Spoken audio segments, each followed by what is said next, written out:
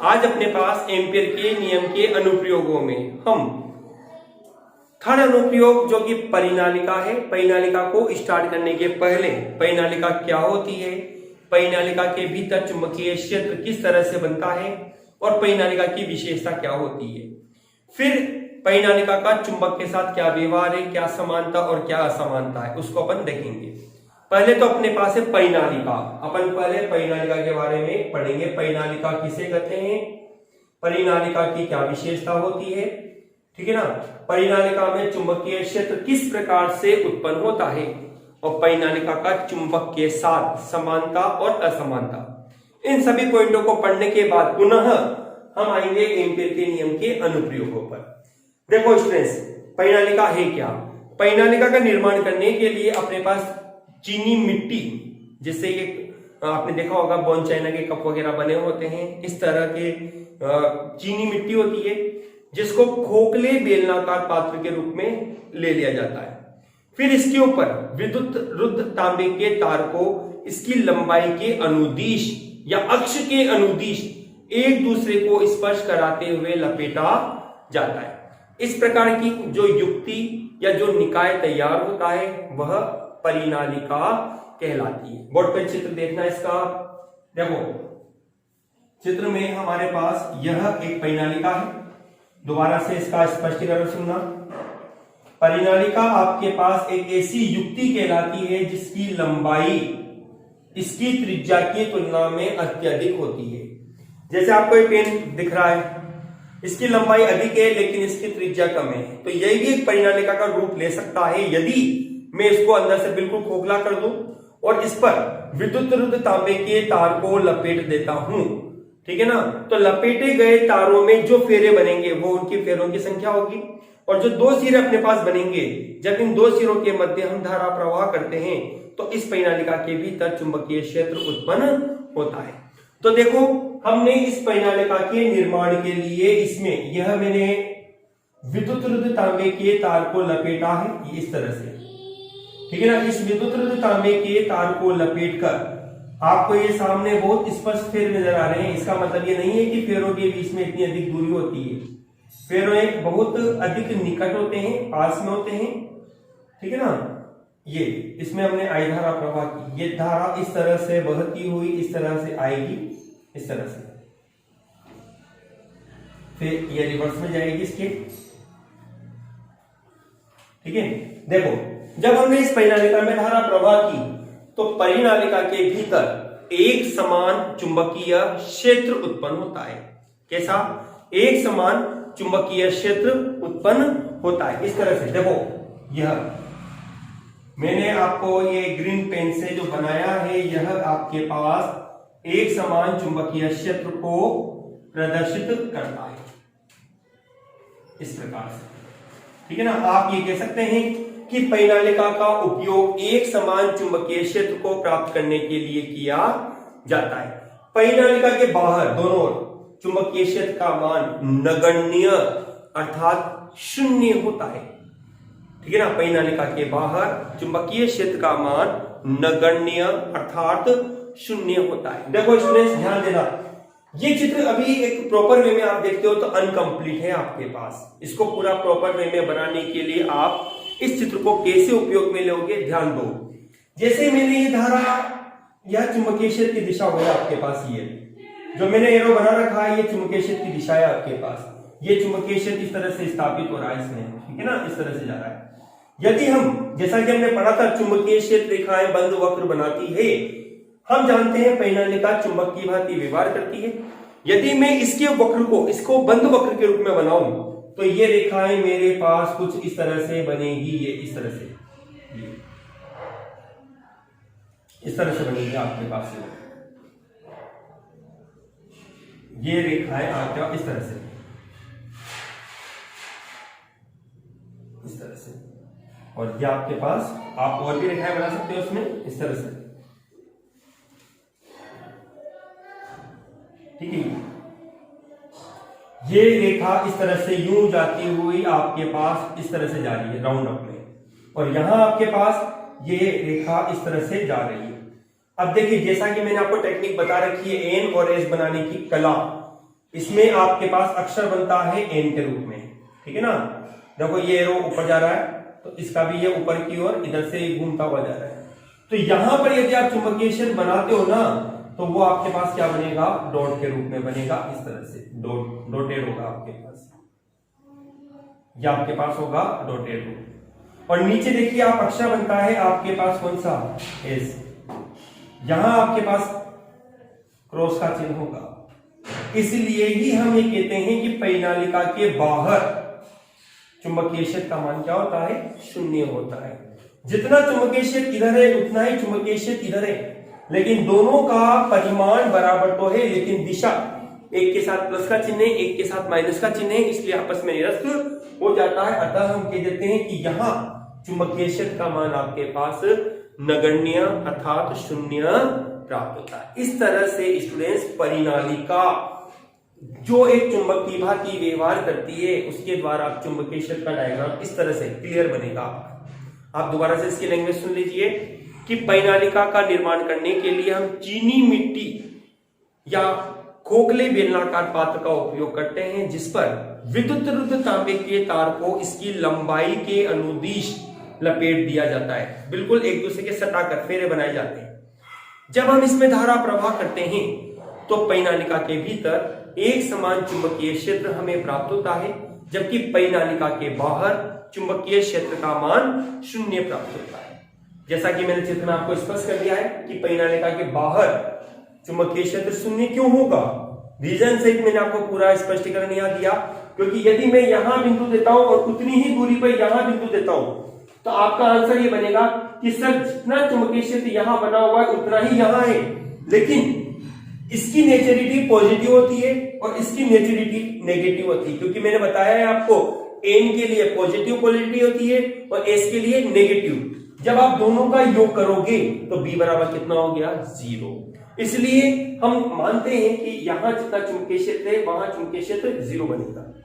लेकिन परिनालिका के भीतर में कोई भी कहीं पर भी बिंदु ले लूं, चुंबकीय क्षेत्र का मान सदैव नियत होगा, ठीक है ना। लेकिन कहां, परिनालिका के भीतर उसकी अक्ष के अनुदिश, ठीक है। इसकी अक्ष, ये अक्ष इसकी और ये इसकी निरक्ष है आपके पास, ये इसकी क्या है, निरक्ष है, और जबकि यह है अक्ष। आप यूं भी कह सकते हो कि परिनालिका की निरक्ष रेखा पर चुंबकीय क्षेत्र शून्य होता है, जबकि अक्ष रेखा पर चुंबकीय क्षेत्र होगा, जिसे अभी हम एम्पीयर के नियम के आधार पर हम ज्ञात करेंगे, जो कि हमारा अनुप्रयोग नंबर 3 बनेगा, अभी थोड़ा आगे बनेगा। अभी हम इसका क्षण चुंबक के साथ व्यवहार भी देखेंगे कि किस तरह से समानता दर्शाता है और असमानता दर्शाता है, ठीक है स्टूडेंट्स। जल्दी से इसका स्क्रीनशॉट लीजिए, फिर अपन आगे बढ़ते हैं।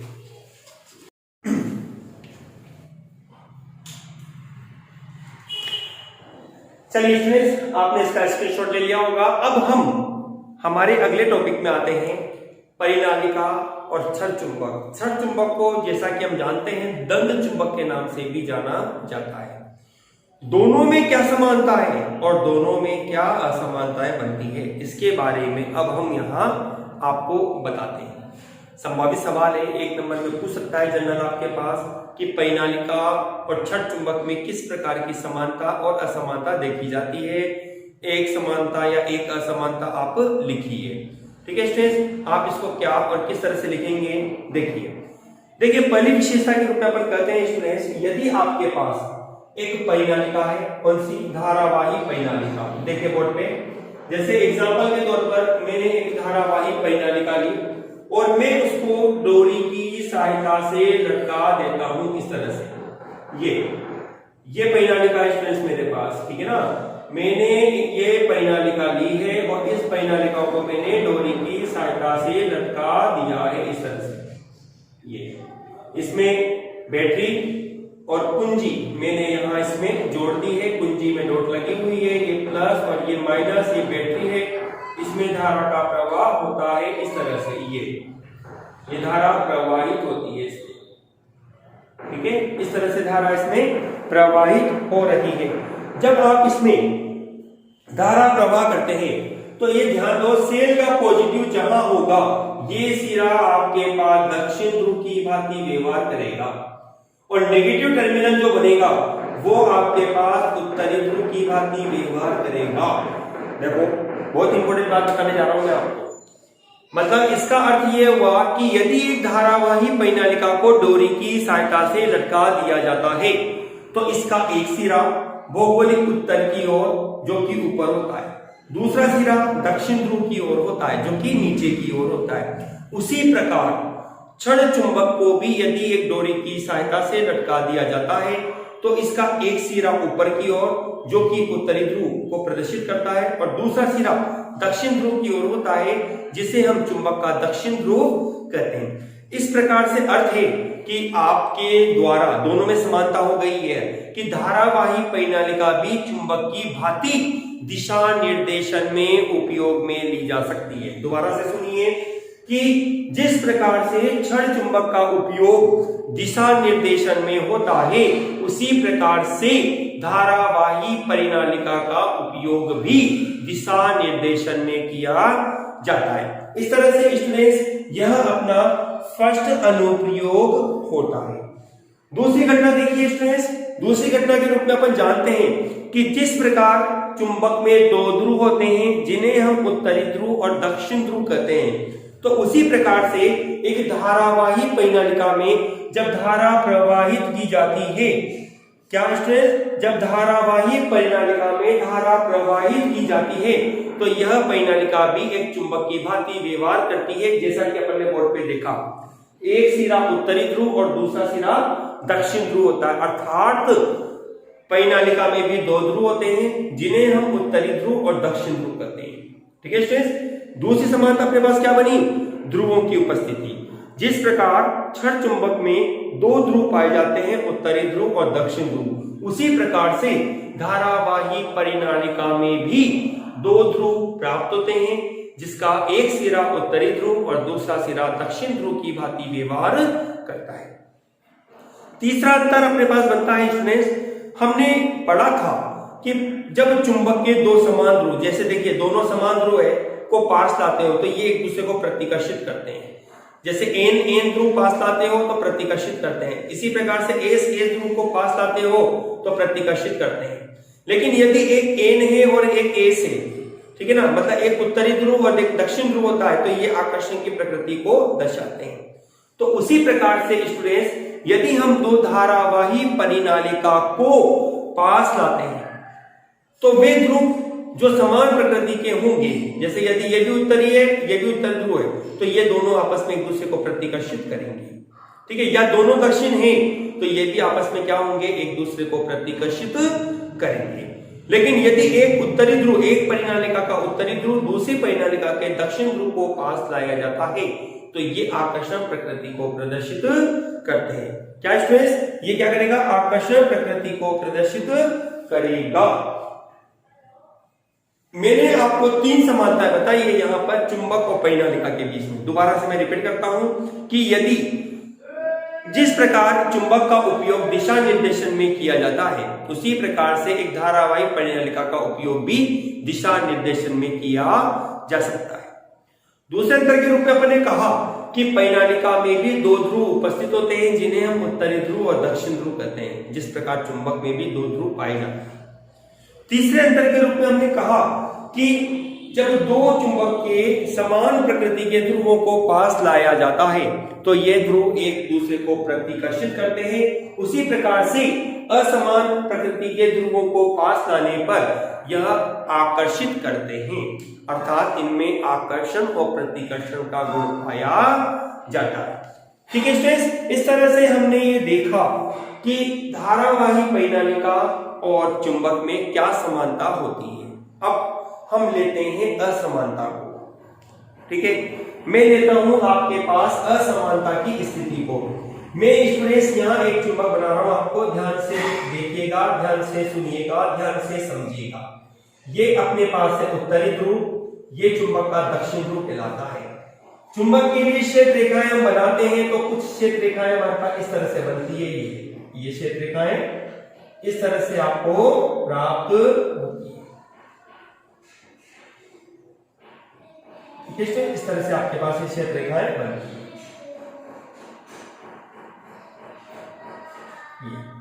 जिनकी दिशा उत्तरी ध्रुव से दक्षिण ध्रुव की ओर होती है, इस तरह से।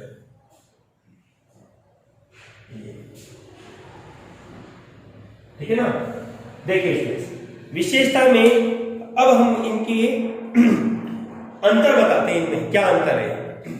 अंतर में आप ये कह सकते हैं परिनालिका के अंदर जो चुंबकीय क्षेत्र रेखाएं होती है परस्पर समांतर होती है, जबकि चुंबक के भीतर चुंबकीय क्षेत्र रेखाएं जो बनती है हल्की सी वक्रीय होती है, इस प्रकार से अल्प मात्रा में आपको यह वक्रीय रूप में प्राप्त होती है, इस प्रकार से। ये अल्प मात्रा में आपको चुंबकीय क्षेत्र रेखाएं वक्रीय रूप में प्राप्त होती है। अंतर क्या बना स्टूडेंट्स, परिनालिका के भीतर चुंबकीय क्षेत्र रेखाएं परस्पर समांतर होती है, जबकि चुंबक के भीतर चुंबकीय क्षेत्र रेखाएं अल्प मात्रा में वक्रीय रूप में आपको प्राप्त होती है। अंतर नंबर 2, हमने कहा है परिनालिका के भीतर एक समान चुंबकीय क्षेत्र होता है, लेकिन चुंबक के भीतर भी आपके पास एक समान चुंबकीय क्षेत्र के रूप में आपको प्राप्त होता है। परिनालिका के बाहर हमने कहा चुंबकीय क्षेत्र का मान आपको बनता है B बराबर 0। कितना बनता है? B बराबर 0। ठीक है ना स्टूडेंट्स। तो उसी प्रकार से चुंबक को आप देखते हैं तो चुंबक की ये बनती है स्टूडेंट्स अपने पास चुंबकीय अक्ष। हम इस चुंबकीय अक्ष से लंबवत अर्थात निरक्ष रेखा पर जैसे जैसे आगे बढ़ते जाते हैं चुंबकीय क्षेत्र का मान घटता चला जाता है। यहां तो अपने क्या कह दिया था, यहां तो अपने कह दिया कि जैसे आप परिनालिका से बाहर आ गए तो चुंबकीय क्षेत्र का मान क्या होगा? 0 बनेगा। लेकिन यहां हम ये कहते हैं कि किसी क्षण चुंबक के लंबवत जब आप ऊपर की ओर जाते हैं, मतलब कि निरक्ष रेखा पर चुंबकीय क्षेत्र का मान जैसे जैसे दूरी बढ़ती है चुंबकीय क्षेत्र का मान घटता चला जाता है। दोबारा सुनिएगा मेरी बात को, बहुत संक्षेप वर्ड में बोलने जा रहा हूं मैं आपको। असमानता के रूप में 2 असमानताएं हमने पढ़ी है। नंबर 1 असमानता, परिनालिका के भीतर चुंबकीय क्षेत्र रेखाएं परस्पर समांतर होती है, जबकि क्षण चुंबक के भीतर चुंबकीय क्षेत्र रेखाएं अल्प रूप में, अल्पांश रूप में वक्रीय होती है, बहुत कम मात्रा में वक्रीय होती है। ठीक है। नंबर 2 विशेषता, हमने कहा परिनालिका के बाहर दैट मींस ऊपर और नीचे चुंबकीय क्षेत्र का मान ठीक 0 होता है, 0 होता है, जबकि क्षण चुंबक के बाहर जैसे जैसे चुंबक की अक्ष रेखा से दूरी बढ़ती है अर्थात निरक्ष रेखा पर चुंबकीय क्षेत्र का मान दूरी बढ़ने के साथ घटता जाता है। ठीक है स्टूडेंट्स, चुंबकीय क्षेत्र का मान क्या होता है? घटता चला जाता है। इस तरह से हमने आज अभी तक पढ़ा कि परिनालिका में और क्षण चुंबक में क्या समानताएं होती है और क्या असमानताएं होती है। ठीक है स्टूडेंट्स, अब हम लेते हैं अनंत रेखीय धारावाही परिनालिका के लिए चुंबकीय क्षेत्र का परिकलन। ठीक है स्टूडेंट्स,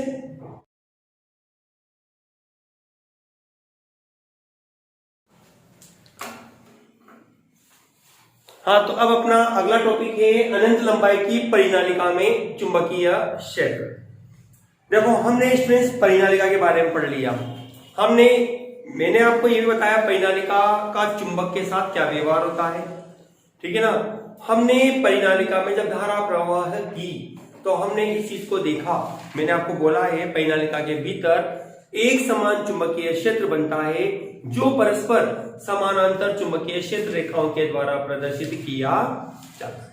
अब स्टूडेंट, जो अपना टॉपिक है अनंत लंबाई की परिनालिका, इसका तात्पर्य क्या है? इसका तात्पर्य स्टूडेंट यहां अपने पास ये है कि एक ऐसी परिनालिका अपने पास है जिसकी लंबाई त्रिज्या की तुलना में अधिक है। ठीक है ना, लंबाई क्या है? त्रिज्या की तुलना में अधिक है। तो हम एक ऐसी परिनालिका की यहां पर कल्पना करते हैं। देखिए, हमने कहा यह अपने पास है परिनालिका जिसकी लंबाई अपने पास इसकी त्रिज्या की तुलना में अधिक है। ठीक है।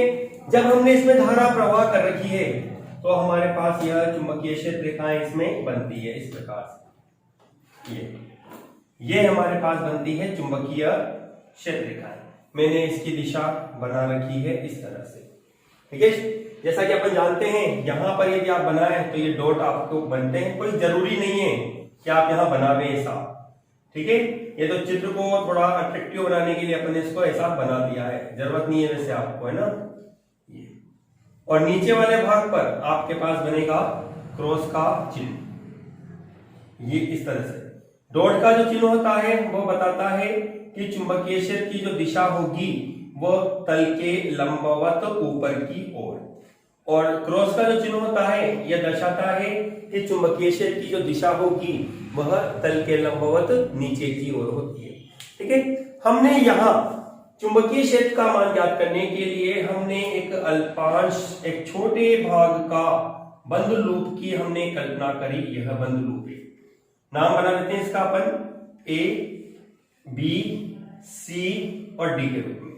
इस लूप में डायरेक्शन हमने इस तरह से ली है इसकी। ठीक है स्टूडेंट्स, हमने हमारी इसी वीडियो में आपको बताया है कि जब हमने परिनालिका में धारा प्रवाह की तो परिनालिका के भीतर कहीं पर भी कोई भी बिंदु आप ले ले, चुंबकीय क्षेत्र एक समान ही रहेगा। मुझे वही मान ज्ञात करना है कि मान लीजिए यदि यहां है बिंदु या यहां या यहां या यहां कहीं पर भी बिंदु है, लेकिन भीतर होना चाहिए वो बिंदु। ठीक है ना, वो भीतर जो बिंदु स्थित है उस बिंदु पर चुंबकीय क्षेत्र का मान क्या होगा उसे हमें ज्ञात करना है। ठीक, तो यहां हमने ये भी कहा है कि इस परिनालिका के जो बाहर होता है बिंदु, वहां चुंबकीय क्षेत्र का मान आपके पास क्या होता है, 0 होता है। तो एम्पीयर के अकॉर्डिंग अपने एक बंद लूप अपने द्वारा ले लिया गया है। इस एम्पीयर के नियम में हमने कहा क्लोज इंटीग्रेशन बी सदिश डॉट डी एल सदिश बराबर होगा म्यू नॉट आई। ठीक है, बी डॉट डी एल आपके पास एक बंद पृष्ठ के रूप में है। खंड बनते हैं 4, 1, 2, 3 और 4। हमने इस समाकलन को 4 भागों में बांट दिया। B D L cos theta plus B D L cos theta plus B D L cos theta plus B D L cos theta बराबर कितना, म्यू नॉट आई। देखो ये भाग ए बी के लिए हमने इसको बोल दिया ए बी के लिए। ये मत समझिए ये सीमाएं हैं, केवल ये कहना चाहता है ए से बी के मध्य समाकलन है आपका। इस वाले भाग के लिए समाकलन दर्शाता है, ये दर्शाता है बी से सी के लिए, ये दर्शाता है सी से डी के लिए और ये दर्शाता है डी से ए के लिए। इस तरह से ये एक बंद लूप आपके पास बन गया। हमने इसको दिया समीकरण नंबर 1। ठीक है, अब आते हैं अपन आगे कंडीशन के रूप में, क्या और किस तरह से कंडीशन लेता है अपने को। देखो पहले भाग के लिए अपने ए बी के लिए लिखा, क्योंकि इंटीग्रेशन ए बी भाग के लिए B D L cos theta आपके पास बनेगा बी बाहर और इंटीग्रेशन डी एल। यहां आपके पास कंडीशन बनती है theta is equal to 0 degree, तो कोस 0 डिग्री बराबर 1, क्योंकि रीजन है बी समानांतर है डीएल, दोनों एक ही दिशा में, इसलिए यहां पर थीटा इक्वल टू बनेगा 0 डिग्री के रूप में। ठीक है, चलिए अब देखो यह भाग और यह भाग, यहां आपके पास बनता है थीटा इक्वल टू 90 डिग्री, यहां भी बनता है थीटा इक्वल टू 90 डिग्री। तो हमने उन दोनों भागों को एक साथ ले लिया। भाग बी से सी के लिए B D L cos theta, और दूसरा भाग अपने पास है डी से ए के लिए B D L cos theta is equal to 0। चूंकि बी लंबवत है डी एल, तो आपके पास बनता है थीटा इक्वल टू 90 डिग्री और cos 90 degree is equal to 0। ठीक है, नंबर थर्ड अपने पास है सी से डी के लिए C D B D L cos theta बराबर 0, क्योंकि हमने कहा है परिनालिका के बाहर आपके पास b बराबर होता है 0। तो हमने इसको कंप्लीट इक्वेशन नंबर दे दिया नंबर 2। ठीक है स्टूडेंट्स, जब हमने इसको इक्वेशन नंबर 2 दे दिया तो अपने पास 1 और 2 को जब अपन शामिल करते हैं तो अपने पास बनेगा समीकरण 1 व 2 से। देखिए इसकी वैल्यू होगी b बाहर, क्योंकि हमने कहा है एम्पीयर के परिपथ में b का मान नियत रहता है, b डी एल। ठीक है, +0 प्लस 0 बराबर कितना, म्यू नॉट आई। ठीक है, डी एल का समाकलन एल मान लेते हैं, तो अपने पास बनेगा B L equal to mu naught I. या अपन कह सकते हैं यहां पर अपने पास बनता है बी का मान अपन निकालते हैं इससे, तो बी बराबर आपके पास बनेगा म्यू नॉट आई अपॉन एल। ठीक है, हमने ये कहा यदि परिनालिका में कुल फेरे कैपिटल एन हो तो बी बराबर आपको मिलेगा mu naught N I upon L. ये स्टूडेंट्स अपना एक आंसर आता है जिसको हमने नंबर दिया समीकरण नंबर 3। ठीक है, आप इसको और चेंज कर सकते हैं। कैसे चेंज करोगे कि आपके पास यहां पर कंडीशन बनती है एन अपॉन एल के लिए, तो आप इसको इस तरह से लिखेंगे। हमने ये कहा यदि अपने पास capital N upon small L बराबर स्मॉल एन, जिसको हम कहेंगे प्रति एकांक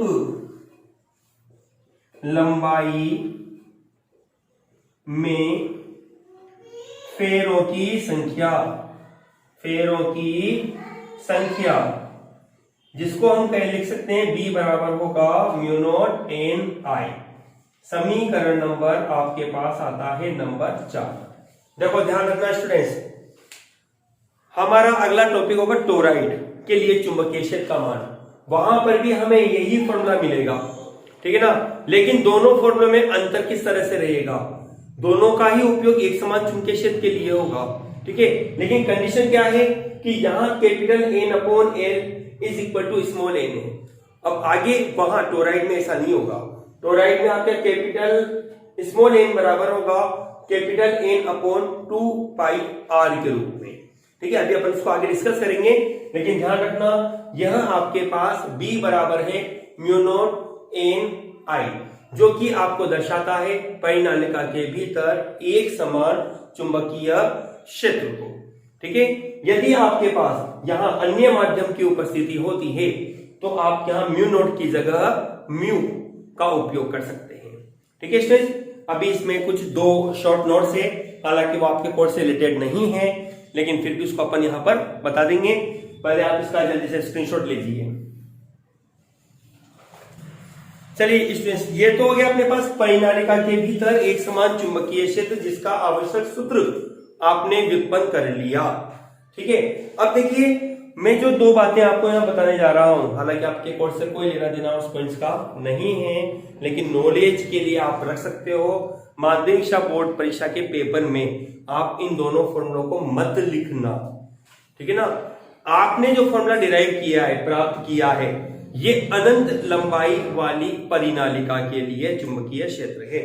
देखो मैं यहाँ पे आपको जो फॉर्मूला लिख रहा हूं केवल क्योंकि इसकी व्युत्पत्ति अपने कोर्स में है भी नहीं, बल्कि ये फॉर्मूला ही अपने कोर्स में नहीं है, ये तो एक्स्ट्रा आपको बुक में टॉपिक में दे रखा है, इसलिए मैं यहां पर आपको लिख रहा हूं। पॉइंट में मैंने आपको कहा यदि ये परिनालिका, नोट आपके पास है, यदि परिनालिका सीमित लंबाई की है तो, सीमित लंबाई की हो तो चुंबकीय क्षेत्र आपको बनेगा, देखिए B बराबर होगा mu naught N I upon 2 cos phi 1 minus cos phi 2। ठीक है, ये फॉर्मूला आपके पास बनता है सीमित लंबाई के लिए। देखो कैसे, इस प्रकार की यह परिनालिका आपके पास है, ये ठीक है, ये परिनालिका है, ये आपके पास इस परिनालिका की अक्ष है। ठीक है, मान लीजिए ये बिंदु है जहां पर आप चुंबकीय क्षेत्र का यहां अध्ययन करना चाहते हैं। ठीक है, तो ऐसी कंडीशन में आपने पहले सिरे को यहां मिला दिया और अंतिम सिरे को आपने इससे मिला दिया, तो एक एंगल तो बन गया आपके पास यह फाई 1 के रूप में, और दूसरा एंगल आपके पास बन जाता है यह फाई 2 के रूप में। ये आपके पास बी चुंबकीय क्षेत्र हो गया।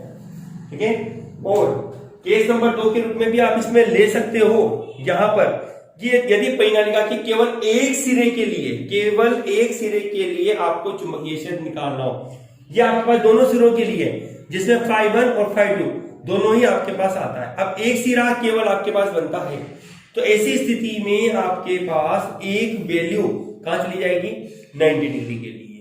तो cos 90 की इक्वल वैल्यू आपके पास क्या बन जाएगी, 0 के रूप में। ठीक है, और दूसरा सिरा अपोजिट एक्शन के रूप में या जैसे भी आप सेट करना चाहें, क्योंकि एक एंगल 0 और दूसरा 90 डिग्री के रूप में बनेगा। तो मैंने यहाँ नोट के रूप में, ये तो नोट नंबर 1 आपका है, ये नोट नंबर 2 के रूप में मैंने लिखा आपके पास, यदि परिनालिका के एक सिरे पर चुंबकीय क्षेत्र। देखो फिर मैं आपको बोल रहा हूं, ये टॉपिक भी इससे रिलेटेड है और ये टॉपिक आपके माध्यमिक शिक्षा बोर्ड एग्जाम में, सीबीएसई बोर्ड एग्जाम में नहीं है। ठीक है ना, ये केवल एक्स्ट्रा है। सजेशन मेरा यही है, यदि पेपर में आपसे पूछता है तो आपको ये नहीं लिखना है। ठीक है ना, ये चीज नहीं लिखनी है आपको केवल अपना टॉपिक समीकरण नंबर 4 पर ही आपको खत्म कर देना है। ठीक है, अब अपने पास यहां पर कंडीशन बनेगी कि यहां आप लेंगे φ1 को, एक एंगल तो ले लो 90 डिग्री के रूप में और दूसरा एंगल ले लो आप कितना, 180 डिग्री के रूप में। तो आपको बनेगा B बराबर होगा μ0 Ni/2 cos 90 degree minus cos 180 degree. ठीक है, आगे बढ़ते हैं अपन, इसको डेरिवेशन को अपन आगे बढ़ाते हो तो आपके पास क्या प्राप्त होगा, ये पॉइंट आपके पास बन जाएगा B बराबर μ0 Ni/2, ये 0 जाएगा और cos 180 का मान होता है -1, माइनस और माइनस में का प्लस, तो आपके पास चुंबकीय क्षेत्र बनेगा B बराबर μ0 Ni/2, जो चुंबकीय क्षेत्र में समीकरण नंबर 4 में प्राप्त हुआ था उसका आधा। ठीक है स्टूडेंट, इस तरह से अपने पास ये परिनालिका का टॉपिक समाप्त होता है। अब हम देखते हैं नेक्स्ट अनुप्रयोग, टोरॉइड की अक्ष पर चुंबकीय क्षेत्र।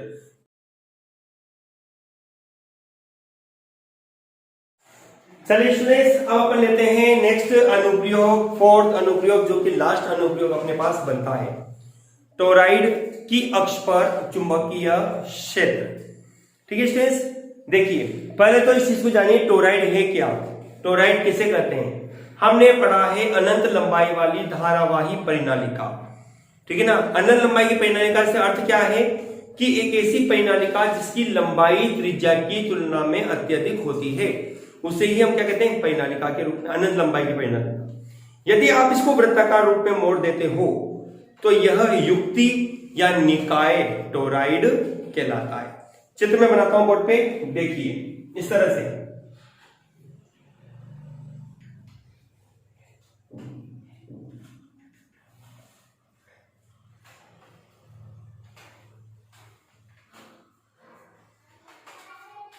ये ठीक है, इसमें आपके पास यह इस तरह से विद्युत तांबे के तार को लपेटा जाता है।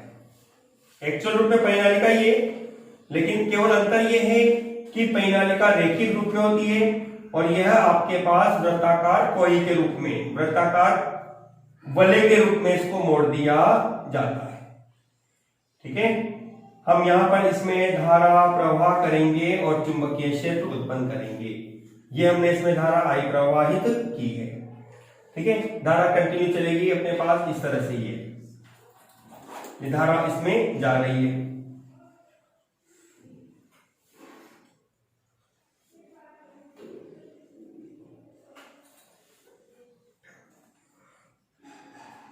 इस तरह से इसमें धारा प्रवाहित है। जब इसमें धारा प्रवाहित की जाती है तो इस टोरॉइड के भीतर जिस प्रकार से परिनालिका में एक समान चुंबकीय क्षेत्र बनता है, उसी प्रकार से इसमें भी एक समान चुंबकीय क्षेत्र बनता है। केवल अंतर यह होगा कि यहां जो चुंबकीय क्षेत्र बनेगा वह आपके पास सकेंद्रीय वृत्ताकार होगा, इस तरह से। यह ये आपके पास सकेंद्रीय रूप में होगा, मतलब एक ही केंद्र से विभिन्न त्रिज्या के बनाए गए वृत्त, इस तरह से ये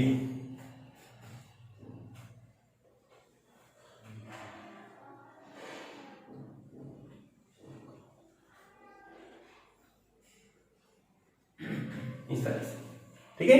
देखो मैंने इसका एक औसत परिधि ले ली, ये औसत त्रिज्या ले ली मैंने इसकी एक ये, जिसको मैं कुछ डार्क बना लेता हूं। लगभग मध्य भाग है आपके पास यह इस त्रिज्या का, ठीक है। इस टोराइड के बाहर b बराबर 0 और मध्य भाग में जहां रिक्त स्थान बना हुआ है 0 है। यह इसकी औसत त्रिज्या के रूप में अपने मान लिया r त्रिज्या बनती है, ठीक है। हम यदि चुंबकीय क्षेत्र का अध्ययन करते हैं तो जैसा कि टोराइड परिनालिका में आपने कहा था कि बाहर की सतह पर चुंबकीय क्षेत्र तल के लंबवत होता है। हमने यहां इसको डॉट के रूप में बनाया है, यह इस तरह से ये डॉट के रूप में आपके पास बना हुआ है, ठीक है।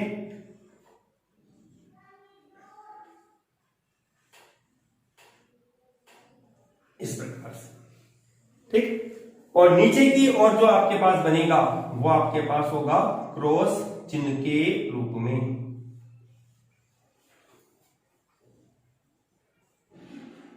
क्रॉस चिन्ह का मतलब होता है तल के लंबवत नीचे की ओर चुंबकीय क्षेत्र की दिशा होगी।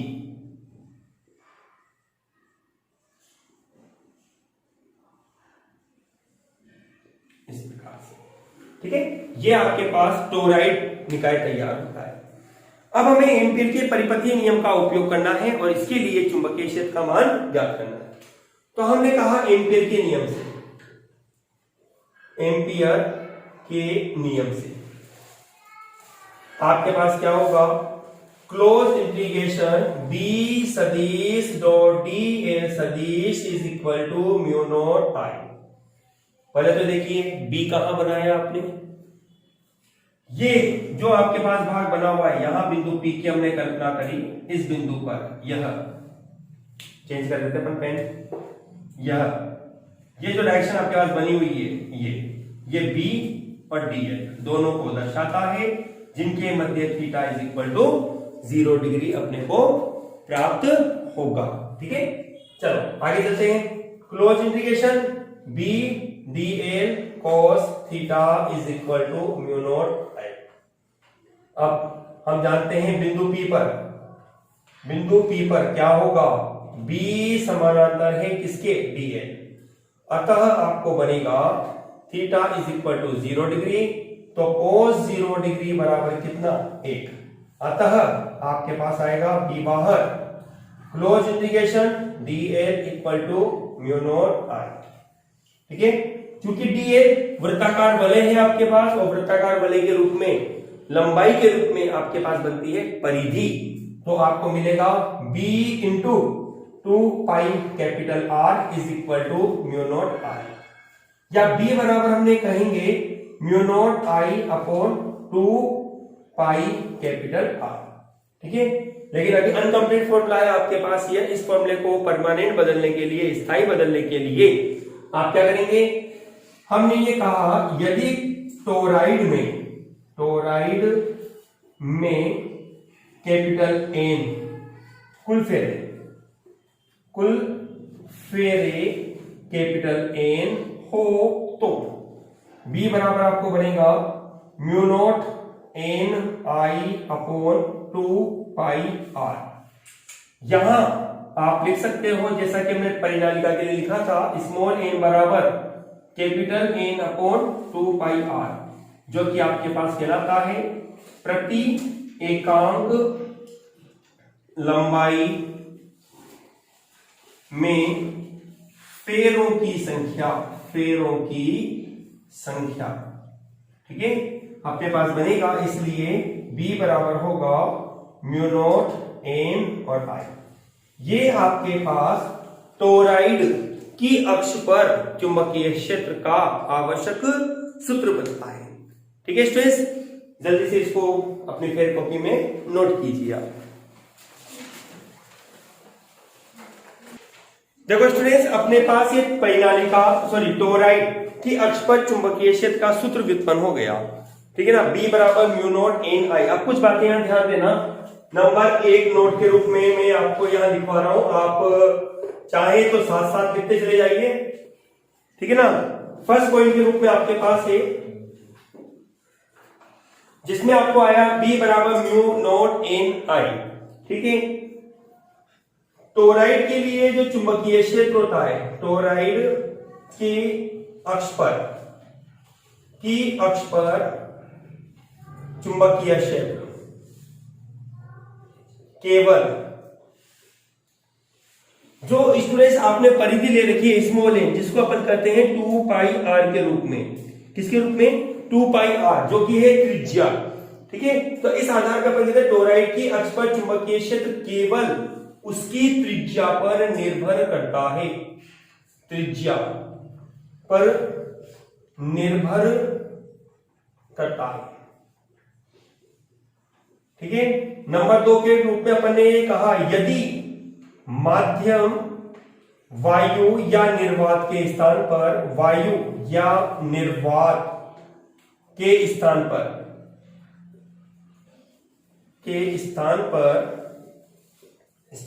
अन्य माध्यम हो तो आप इसको लिख सकते हो B बराबर म्यू एन, आपके पास है स्मॉल एन और आई, या यू भी कह सकते हो mu capital N upon 2 pi capital R और इंटू आई, ठीक है। नोट नंबर 3 के रूप में आपने टोराइड के लिए चुंबकीय क्षेत्र को प्राप्त किया, ठीक है, जिसमें हमने देखा कि टोराइड के भीतर चुंबकीय क्षेत्र सकेंद्रीय वृत्ताकार रूप में अपने को प्राप्त होता है। हालांकि ये बात मैंने आपको पहले बोल दी है कि टोराइड के बाहर और भीतर मध्य में, ठीक है, चुंबकीय क्षेत्र लगभग अल्प अर्थात शून्य होता है। तो हम ये कह सकते हैं यहां पर कि टोराइड के बाहर चुंबकीय क्षेत्र कितना होता है स्टूडेंट्स? शून्य होता है। इस तरह से 3 महत्वपूर्ण बातें जो बनती है वो टोराइड से संबंधित होती है, ठीक है स्टूडेंट्स।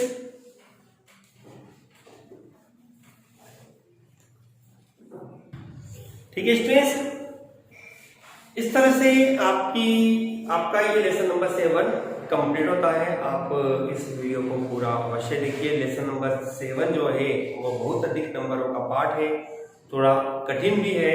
जितनी बार बार आप प्रैक्टिस करेंगे, लिखकर इसको जितना याद करेंगे उतना आपको अच्छे से यह चैप्टर याद होगा। फिर भी यदि आपके इस चैप्टर में कोई प्रॉब्लम आपके पास है तो आप कमेंट बॉक्स में लिखकर डाल सकते हैं। हम उसको अपनी नेक्स्ट वीडियो में उसको सॉल्यूशन के रूप में आपके सामने प्रेजेंट करेंगे, ठीक है students. Okay students, thank you students. Channel को लाइक, शेयर और सब्सक्राइब अवश्य कीजिए। धन्यवाद स्टूडेंट्स।